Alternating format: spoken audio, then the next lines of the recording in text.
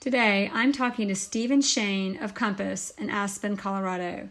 Ranked the second highest producing broker in Aspen, he is consistently ranked among the top residential real estate agents in the country. In short, he began his career on a trip to Aspen and never left. We talk about becoming and being a top real estate agent for the high net worth client.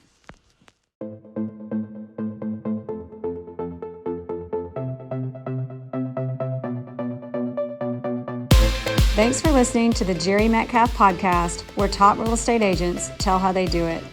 This podcast was created for real estate agents across the country to come together, sharing ideas to take your, their, and our business to the next level. All right, everybody, it's the Jere Metcalf Podcast, where top real estate agents tell how they do it. And today we are honored to have the presence, and I'm serious about that, of Stephen Shane, one of the top agents in Aspen, Colorado. I claim him number one. He corrects me and says it's number 2 or 3, but it's always in that range. Well, it's certainly not number 3. It's either 1 or 2. Exactly. I love it when he corrects me. So, hi, Jerry. Hi. Thanks for being on the show. Good to see you and good to have you. Thanks. Pleasure. So we're going to tap into, obviously you do. Aspen, I think, is the most expensive market in the country. Would that be accurate? It's pretty expensive. I think a single family home here, average price is a little north of $5 million. Not to say you can't buy a 2-bedroom, 2-bath condo for $2 million, but we've got a lot to offer. People aren't really paying for what's inside the 4 walls. They're paying for 4 mountains. They're paying for a lifestyle which is pretty remarkable. We are an international resort destination, but we're also a true community. So how did you find yourself in that real estate market? And let's get into how you became pretty much the best agent there. Wow. Well, those are 2 stories. So story 1 is I used to vacation here as a single guy. It's a great place to come on your own because your days are full. During the winter, obviously, you can be skiing or snowboarding, and then après ski, and then dinner, sleep, rinse, repeat. I mean, not bad. And we have 4 mountains to choose from. So I had a family business that I was involved in New York, retail boating supply stores, father and uncle who hated one another, and I would get caught in the crosshairs. And ultimately, I gave each a respectful ultimatum because I had to do it twice. They wouldn't go in the same room with one another. This is in 1994. Wow. And we either sell the business, I'll buy you out, I'll pay you not to come in, or you can run it because this is silly. So it was a small business. We sold the business. We sold it on Halloween. I ran the New York Marathon on the 4th or 6th of November, and I came here and took a place sight unseen and gave myself this hiatus, pretty much a winter season, a ski season, 5 months to figure out what I was going to do next because I needed to earn a living. And the first thing that struck me when I arrived here was the cost of real estate. And it didn't take long for me to go figure out that I should get my license. And that was really how I ended up in Aspen and ended up in this business. To build the business, you have to believe in yourself. So I would continuously reinvest in myself and in my company to grow the business. And I think you should always do that. You know, you want to take care of your clients. They're entrusting you with expensive property. And we have a responsibility to market that property to the best of our ability. So I just kept on reinvesting in my brand. At that point in time, it was SDS Real Estate, which ultimately morphed into Shane Aspen Real Estate, which in turn I sold to our mutual parent company. Which is Compass. Compass it is. Yes. I don't even know if I mentioned that intro, but it won't be a secret, as everybody knows. When we announce that, we'll tag and everything. So you came in, I mean, it sounds like definitely if you've got any advice to anybody, invest in yourself, believe in yourself, and know your stuff. What is it that makes, because a lot of people do that and they don't make it. What is it that gave you your competitive edge to be such a great broker and do such big deals in such a competitive industry, by the way? All of your listeners should know how talented you are and what a top producing broker you are in Atlanta. I forgot to mention I paid him, everyone, to mention and that. I've got to imagine that the business model isn't that different. So, first of all, you got to get uncomfortable. So the first big deal I did, the Aspen Skiing Company is owned by the Crowns. The matriarch and patriarch are from Chicago, 92 and 94 years old, and they have 7 children. So early on in my career, maybe a year in, I had dinner. My wife and I had dinner with Susan Crown, one of the 7 siblings, and we drove her home. And I knew she was building a home here. And I'm dropping her off at her house, and I had to build up all my courage and say, so what are you going to do with this house, Susan, when you move into your new home? She said, I'm going to sell it. And I said, well, can I sell it for you? I got pretty nervous. Did you say it just like that? I probably did. I was young and nervous. And so that's when I say, sometimes you have to get uncomfortable. And we have blurred lines here between friendships and clients. And, you've just got to do it if you want to earn a living. So I want to know the rest of that conversation. When you said, so can I sell it for you, or I could sell it for you?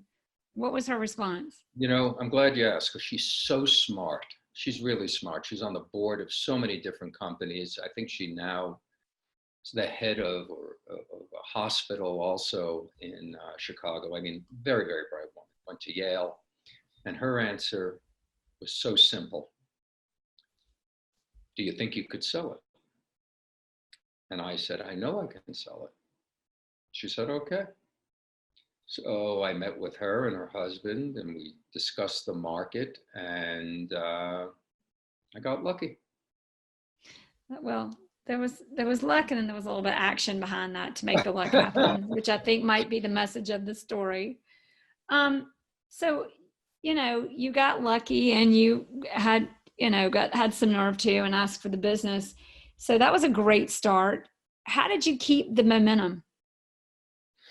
So our business, no matter what tools Compass provides us, and believe me, we both know they provide us with great tools. I mean, this is a company that is disrupting an antiquated industry and providing brokers with all sorts of tools to give them a foot up versus our competition. But at the end of the day, the single greatest important component to whatever my relative success is has been a referral network. Mm-hmm. So Susan Crown referred business to me. And if you are going to be interacting with high net worth people, you better be able to provide them with a service. So if I, kiddingly, people, if you would ask me, hey, Stephen, where do your clients come from? And I'm asked all the time. And people, remember, we're a resort destination, so most clients are a second or third homeowner. And they're expecting to hear Los Angeles, Chicago, Miami, New York, Atlanta. There's a few from Atlanta. Yep, you know that. So, but really where my clients come from? Finance, hedge funds, private equity, technology, business people, and these are bright, bright people. And let me say this. I mean, I have a client who is worth, I don't know, 12 billion. His expectation is that I'm an expert in my field, much like he's an expert in his field. He's not going to micromanage what I do. I just better perform, and I better have the right information when he asks for it. So I think that you have to be comfortable if you're going to be selling expensive property.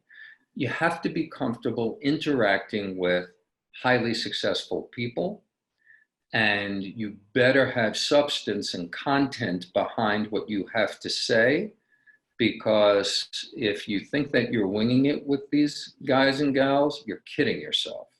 So, you know, a referral network, being well informed, and being able to speak the language of your clients.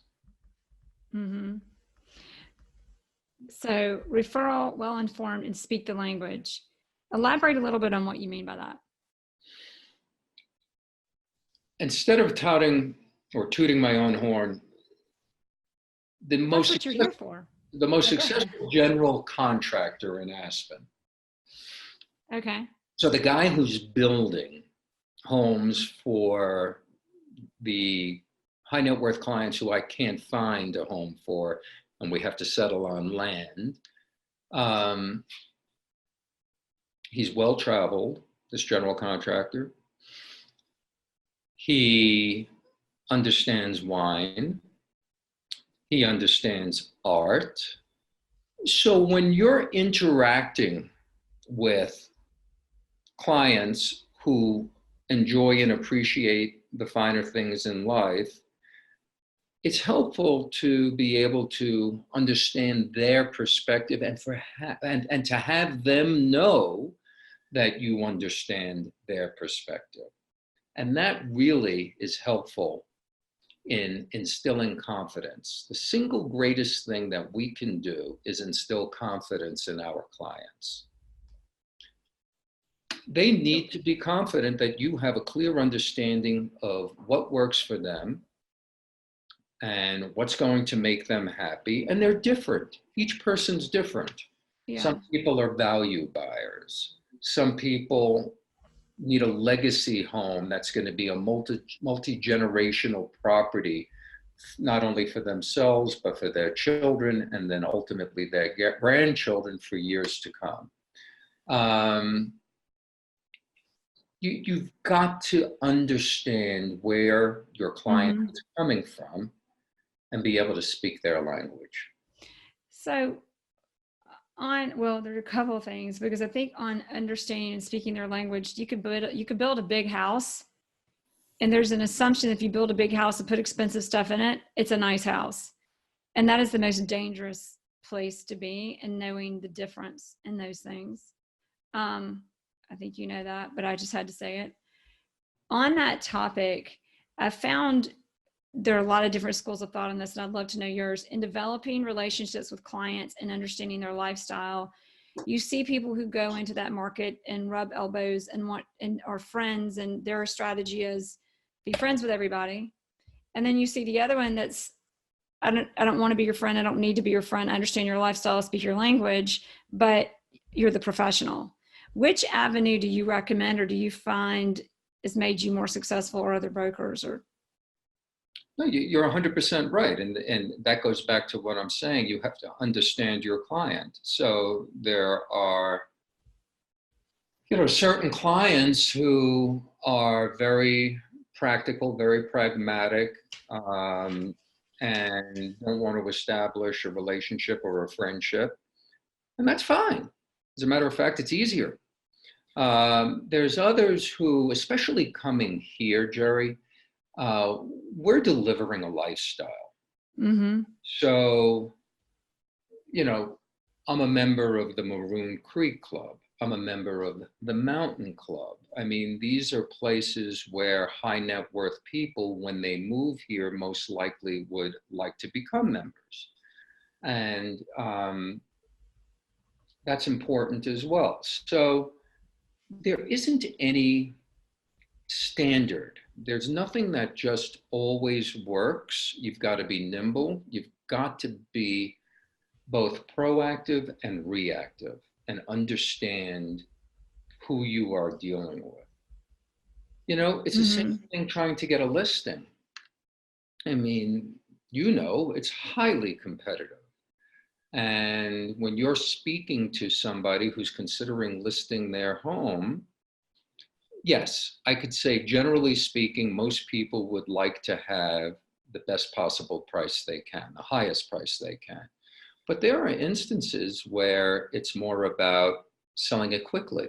You know, if somebody wanted to sell something in a hurry, to be able to go out and buy something else. So once again, there's no standard. You've got to listen. You've got to be creative. And I would say that one of my strengths is that I have a business background, and I'm applying my business acumen, my business background to real estate. And that works. So creative. I think that might be what's kept me in this business for so long, is the opportunity to be creative. And I think there are a lot of people that don't know what that means. And maybe it means different things to different people. So tell us a little bit, because I think that is one of your strengths that I was going to get out of you. What is it at the end to do any big deals? There's got to be a certain level of creativity from winning the business to making the deal work. Give us a few examples of how you've done that. Wow. So I remember that there was a guy who had a house. He had a house in the west end of Aspen, and he was a single guy, an older gentleman, very, very smart, Harvard, and private equity partner and a hunter, and, you know, outdoorsman. And he met a gal. And this house was not going to work for this gal. So I went and showed them property. And I remember because, well, I'll tell you in a second. So what ended up happening is, you know, this guy said to me, I'm willing to go out and buy something else, but I only want to pay X. And I knew that he was going to have to sell his existing home. So I said to him, you know, instead of telling me that you're only going to pay X, why don't we do it this way? Why don't we figure out the delta that you're willing to pay? The difference between the sale of this house, your existing house, and the purchase price of the new home, because that's really what we're talking about. And I have a sneaky suspicion I can get you more than you would expect for your existing home. So what ended up happening is that increased the opportunity of the purchase price. Okay, it raised the bar. And then I remember on December 31st, I don't remember what year it was, but I sold that house, bought the other house. I also brought the buyer to the house that he sold, and the house that we were buying was unlisted. So I had 4 sides. Wow. Yeah. And I'm talking about, you know, 12 and 50. I mean, it was a $51 million day in dollar volume, but it was the creativity that he appreciated that allowed us to get that done. So it's about listening. I knew it wasn't it wasn't a ceiling of what he was willing to spend on the new home. It was the delta, the difference between the sale of the existing home and how much he was willing to come out of pocket above and beyond that for the new home. So that's one example. Most recently, I had brought a buyer to a piece of land that I had listed for sale. So I represented the seller of the land and I represented the buyer. And as things would have it, the buyer who bought that land decided that he was no longer interested in building a home, but he would like to go and buy something else. But for him to buy something else, he needed the cash that he had bought the land. So when we were negotiating, so a broker in my office, I told him that there was a great opportunity to buy this land. Does he have any buyers? And he did. So the great opportunity for the broker in my office's buyer would only be a great opportunity for my seller if in fact he got the cash in a hurry. So the way we designed the deal is that, I don't know about in Atlanta, in Aspen, generally, earnest money is 5% of the purchase price. We needed $1 million. The land was going to trade a little bit north of 2. So the way we designed the deal is that the buyer would release $1 million to the seller, not held by the title company, and then he could close in the future whenever he liked. It didn't make a difference to us. We just needed the $1 million to go out and buy the house that the seller was interested in. Is this getting a little bit? No, this is good. This is good. I'm just thinking about my own transactions. No, this is great. I'm letting, normally I would have interrupted you by now, but I want you to I'm working on not interrupting and I want you to keep going. So all I'm saying is that nothing is straightforward. Everything usually takes some level of thinking outside the box. And I think there's a couple of points to that too, is that when you're dealing with clients, there's a lot of buzz out there around brokers. Our industry is unfortunately, saturated, and there's a lot of buzz of, not buzz is the wrong word, there's a lot of just push or existence of this push people, call people, get the deal, get between two people doing a deal and collect a commission. There's just this feeling out there, I think, sometimes in our industry. And there's so much more to it than that. When you run into a problem, don't think that doesn't mean there's not a deal. That's the reason why your industry exists in the first place. That's what you're there for. And you've got to have some experience for confidence, but you just got to get that experience, get a little uncomfortable. And that gives you the experience and just empathy. There's just a little bit of applying empathy to these situations to go, okay. I'm so glad you said that. And the resources that you've got. But you hit the nail on the head. You call it empathy. Okay, I say, and I tell this to both of my assistants who are absolutely remarkable. One's young, one is seasoned. Business is nothing more than people. We are all people.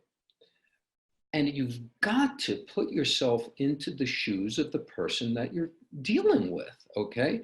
They have a perspective. And,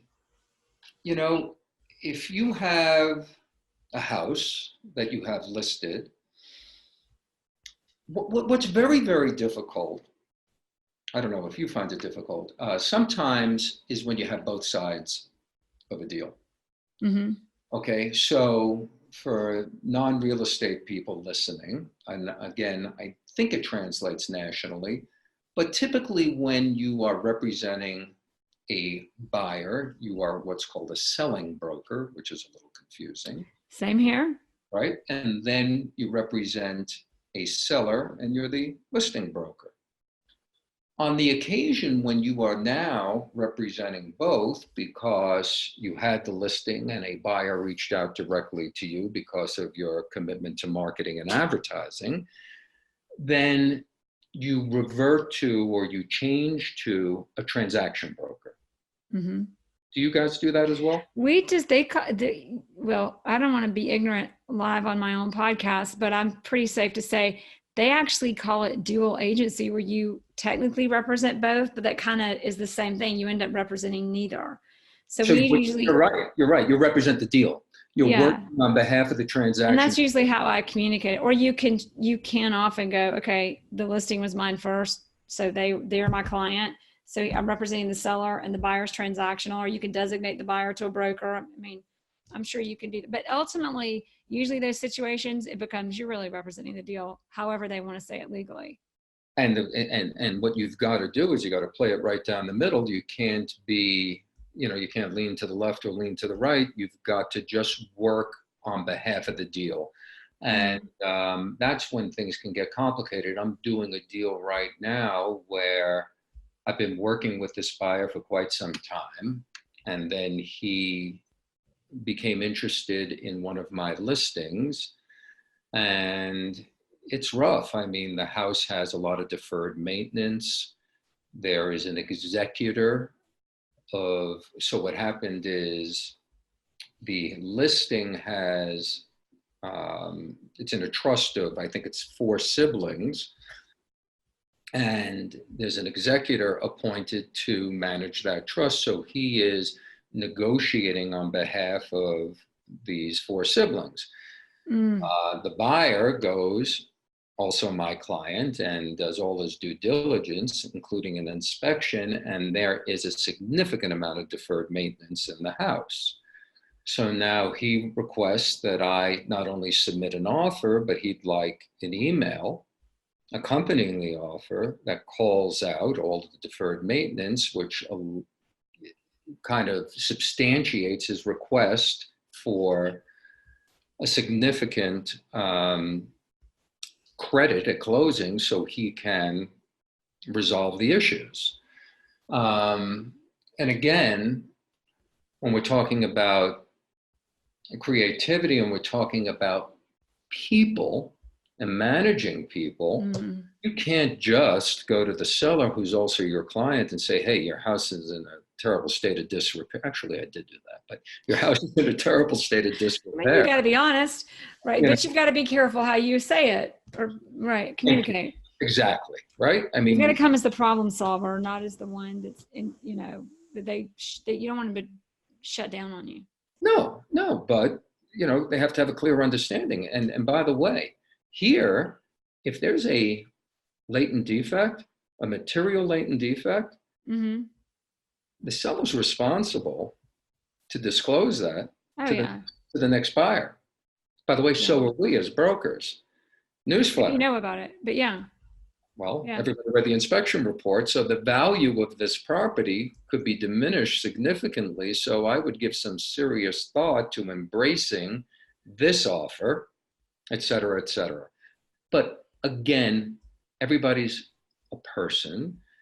They're going to find it distasteful that the perspective is that they let the home go, whether they did or they didn't. So how you deliver that message has a lot to do with how you're going to manage your clients. So, and get any advice, because I know you really value, it's tempting, I think, to a lot of brokers to just make their clients feel good about a situation, which can be to the detriment of them. You've said to me before, to acquiesce is a disservice. So do you have any advice on walking that fine line of not acquiescing, but keeping their ears and their minds open to you? Yes. Surprisingly. What is that? I'm telling you. Good. So, never lose sight of the fact that we are providing a service. And this goes back to things we were discussing earlier. You need to be well-versed. You need to be knowledgeable. You need to be the expert. The hedge fund guy isn't expecting me to pick stocks. The private equity guy isn't expecting me to value a company that they're thinking of acquiring. They're expecting me to be knowledgeable of Aspen, Colorado's real estate. And I am. Mm-hmm. So I will not let, no matter who is talking, a unsubstantiated statement go unchallenged. If one of my clients, let's say it's a buyer, said, all the other properties in the neighborhood are trading at $1,250 a square foot. I don't understand why this seller is asking $1,800 a square foot. Actually, Mr. Buyer, the fact of the matter is, or Mrs. Buyer, that no, things aren't trading at $1,250 a square foot. The last 6 sales were at $1,650 a square foot on the average, and this home has a superior location, better views, was built more recently. So you may not want to pay that, and I get it, and we're going to try to get the best possible deal we can. But we got to make sure that our facts are accurate, or we're going to get no traction with the seller and the seller's broker. So that's what I mean, okay? Mm-hmm. If you're just going to nod because you're fearful that you're going to lose your client, you're doing that client a disservice, and you're going to ultimately lose them anyway. Mm-hmm. You've got to be knowledgeable. I don't think that you need to be argumentative, but gosh, if somebody makes a statement that's inaccurate, newsflash, you got to let them know. All right, new question, kind of on a new topic. Listings in your market, and you're well established in your market, but regardless of that, do you find yourself being called into listing appointments and presentations competing with multiple brokers? Or do you find yourself just being called as the guy and they sign up? Or what's the ratio of how much you compete and don't? So first of all, let everybody listening know that if you want to become a real estate broker and you want to be a successful real estate broker, 24/7. Okay? 24/7. So this weekend, so Friday. You can say that again, because I think that's essential. Like, it's painful, but true. I'm just telling anybody and everybody, if you want to be successful in this business, your phone rings and you need to be readily available 24/7. Mm-hmm. Friday, so we're doing this podcast on Monday. On Friday, I was heading out of Aspen and my phone rang. And it was a woman who owns an expensive townhome in Aspen. And she's going back to Houston. And she's leaving in the morning. She said, when can you be here? 5 minutes. U-turn, pick up my right-hand person, Carla, my assistant, also a broker. Here we go, showtime. And we spend an hour with this woman. She goes on to tell me that she also owns a ranch about a half hour out of town. When can I go see the ranch? And I said, now. And then I went and I saw this ranch. I mean, this is a $20 million property, 150 acres. So I get a call this weekend after following up with her and her husband from her asking a variety of questions. That was on Saturday, and then the same yesterday, Sunday. And the point of the matter is that in this particular instance, and she went out and was straightforward and said, it's between you and this other broker. And,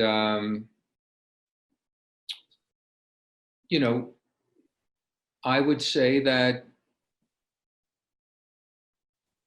at this point in time in my career, 60% of the time, the listing is mine, and 40% of the time, I will be competing with somebody else. Any advice on competing for a listing? Know the value that you're bringing to the table. And then speak to the value that you're bringing to the table. You know, there's 660 brokers in Aspen, and there's 6 of us who do the lion's share of the business. So I am pretty confident I know who I will be up against. Right. So, you know, you can't win them all as much as I would like to.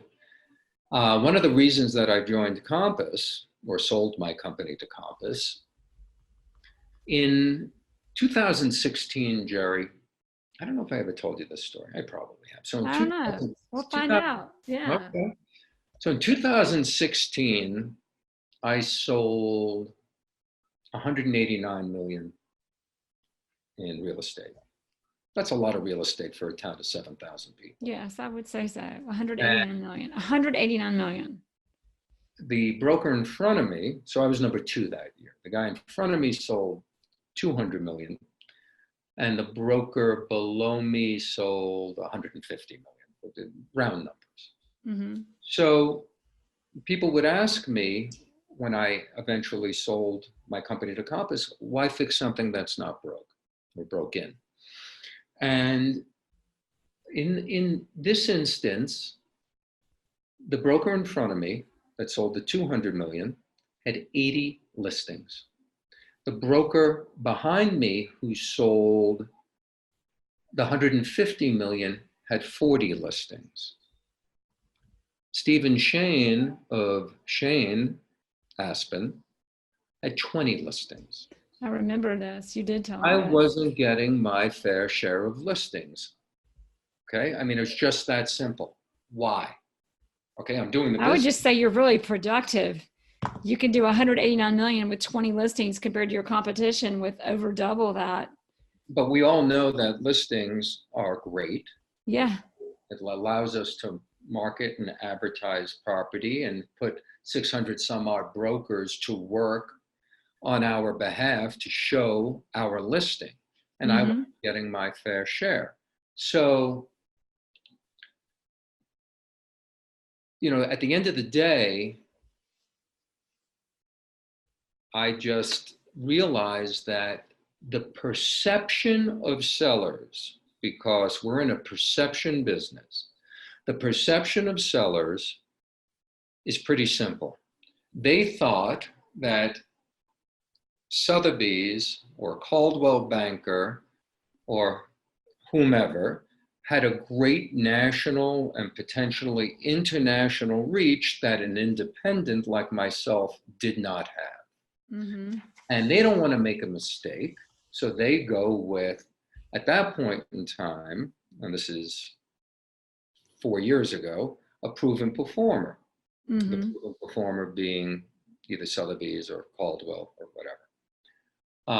Naturally, since then, Compass has emerged. I think we're the number 1 independently owned company nationally. And I think we're the number 1 go ahead. You're number 1 in Atlanta? In sales volume. That's fantastic. In the country. Compass I don't know where we rank in Atlanta. We're 10% market, 11%. But by the time this releases in 2 weeks, we'll be at like 20. I mean, did you just say Compass can't is keep number up. 1 in sales volume in the country? Compass, yes. No. I'm pretty sure we do. We're up there. Realogy, which owns both, and this is how they show it. If you break it, yeah. Right, but if you say Coldwell Banker, Sotheby's. We've crushed it. We've absolutely crushed it. Yeah. Yep. Because Realogy is like how many companies? 7? A lot. It's a lot. I can't remember how many. It's a lot.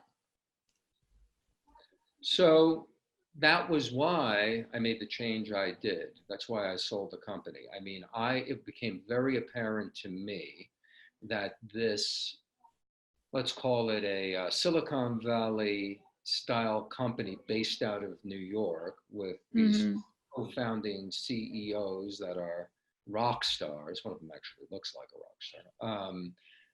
You know, that was the direction to go. I mean, I was solicited by Sotheby's, by Christie's. I mean, when I say solicited, I was flown to Berkshire Hathaway, to Marissimo, whatever his name is, at the agency in LA, all of these companies, not because I'm so terrific, just based on numbers. I was the number one independent, and I was either number 1, 2, or 3 in sales as a broker. And if I was going to make a change, I was going to make a change. I was going to make a difference, and that was Compass. So how did you know, why Compass, or how did you know Compass? I mean, you told me a little, but I mean, it's not like you didn't have options. So is it the technology? Is it's probably the technology and the access we have to targeted marketing, or is it being a fresh, big new one in a market? You asked 2 questions. How did it happen on Compass? Okay. So more interesting is how it happened. And so I was sitting in my office, and this young fellow walked in and asked if he could speak with me, and I spoke with him, and he said, I would love to establish a referral relationship between myself and you. I'm based with Compass in New York, and he had a Compass brochure or kind of a company profile. I said, let me take a look at that. And I thumbed through it, and I said, you're making a mistake. You don't want to have a referral network arrangement relationship with me. You want your company to buy my company. So in short order, I was put in touch with the appropriate people at Compass, and then I met with I met with Robert Refkin, and we know his background. I mean, talk about a superstar. Yeah. And I mean, this is a guy, I mean, let's face it, this is an African-American Jewish man whose father died homeless on the streets, whose single Israeli mother raised him. He graduated Columbia in 2 years, then got his MBA from Columbia. Then he ran 50 marathons, one in each state for charity. And by the way, he did that in 3 years, which is better than a marathon a month. Then he was a fellow at the White House, and then where he met Ori, then went Goldman Sachs. Yeah. Well, when he graduated from Columbia University, but when he was in high school, his high school counselors told him, don't bother applying for Columbia University because it's expensive and it's hard to get into and you won't get in. But he applied to Columbia University, and I think it was like 50 other colleges just to make sure. And of course, that's like the beauty of it.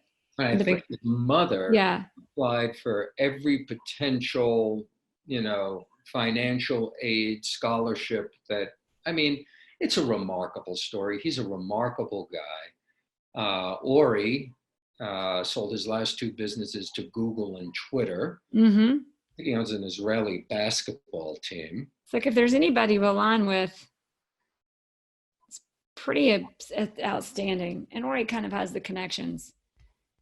Ori lined us up with, it's just, he's between the 2 of them, they pull it all together and make the magic happen. It's unbelievable. I agree. And so to me, to make a move and have it be one of the companies that has been around forever and isn't making any inroads, isn't making any changes, that wasn't for me. I see technology take place. I'm older.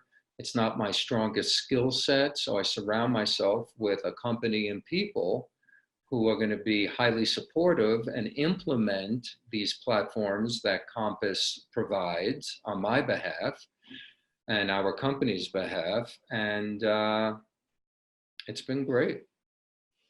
So we've got the 3 final questions. I actually have more questions for you, but I'm not going to ask because we'll end up talking for 2 hours, and we don't want to do that, or neither one of us can afford that. I appreciate that. Thank you. Time is the last luxury, as our friend Leonard says. people can binge watch your podcasts with Steve. Actually, Number some two. of them do. Okay, so the final three. Yes. Number one, what is a tool that you have found other than your phone? And it could be an assistant, it can be a CRM, it can be an app, it can be something you do socially to develop your business, whatever. What have you found most profoundly impactful on your business that you don't think you could do without? This is going to be the most boring answer you ever heard. Good. And you're going to be very surprised. Email. I told you it was boring. But let me take it a step further. All right, go for it. Okay. People don't know how to convey or articulate their thoughts. And the beauty of email, which I understand is not cutting edge, is that you can draft something, reread it, send it when you want to send it, and the reader or the recipient can read it when they want to read it. Again, really simple stuff. But I would say that one of my greatest strengths is the simplicity of conveying and articulating my thoughts via email and making sure that if I'm answering questions, every question that was asked of me is answered and answered correctly. So, I could have said FedEx.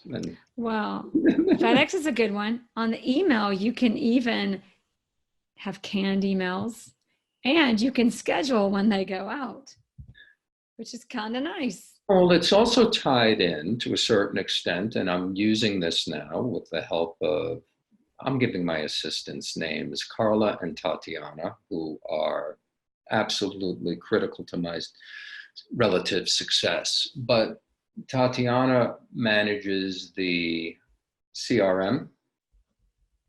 So one of my weaknesses would certainly be not continuously reaching out to potential clients, people who I spoke to once, right? Because not everybody is buying tomorrow.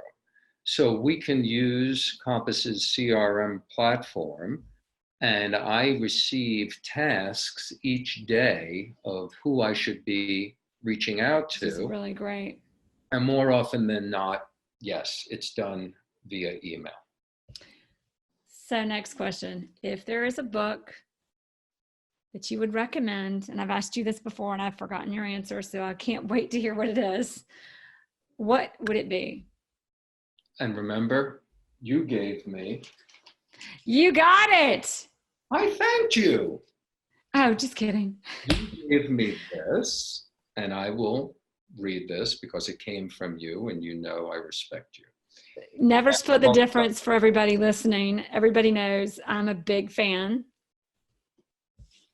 So, yeah, this Chris Voss was he the hostage negotiator? Or yes. Is it, oh, yes. Chris Voss. So Tal Raz was the, not really ghostwriter. I think he's on the book, but he's the writer, but it's Chris's story and Chris's everything. Yeah. So my answer had nothing to do with real estate. My answer was the favorite novel that I ever read.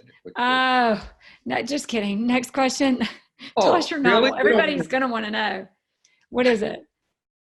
Shadow of the Wind by Carlos Ruiz Zafón, Zaffon, I think.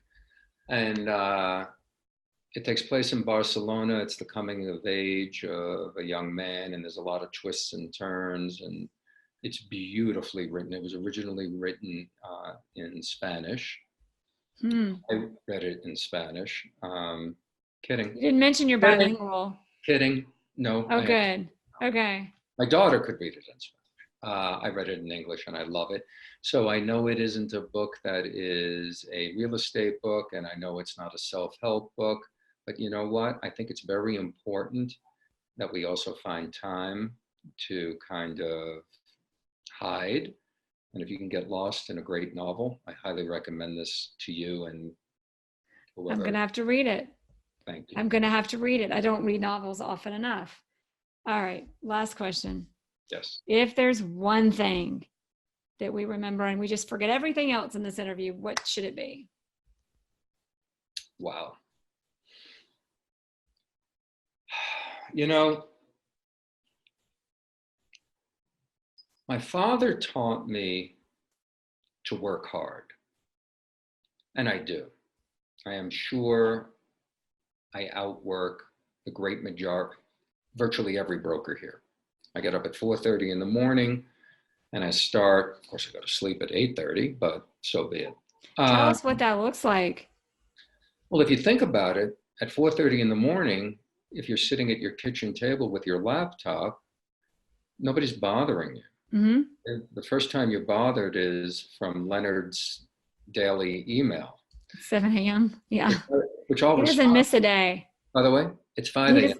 It's 5 a.m. my time. Oh, that's right. Right? Yeah. But it's a great time to really focus and get those well-written emails off. You may not receive a response for a few hours, but that's great. But my father taught me to work hard. I think most importantly, and we never really said this, but it kind of encapsulates everything that we did say, and that is to work smart. Mm-hmm. So once again, remember, business is nothing more than people. If I have an opportunity to hire somebody who's highly knowledgeable of real estate by comparison to hiring somebody who has likability, Mm-hmm. I'll take likability every day and teach that person real estate. You can't teach likability. So I don't know if that answered your question, Jere. It did. That was a great answer. Okay. It was a great, we're going to do the one-liner right there at the end. That was so good. I loved it. That was awesome. I mean, I think that sums it up. I mean, really, you can't teach likability. No. And I mean, and you've got a special sense of humor. Everybody I talk to is like, that Stephen Shane's hilarious. I mean, I don't know how hilarious I was talking into a computer, but forget the whole interview, everybody. Just be likable. That's all you need to know. End of story. I like it. All right, that was awesome. Thank you. I'm going to hang on.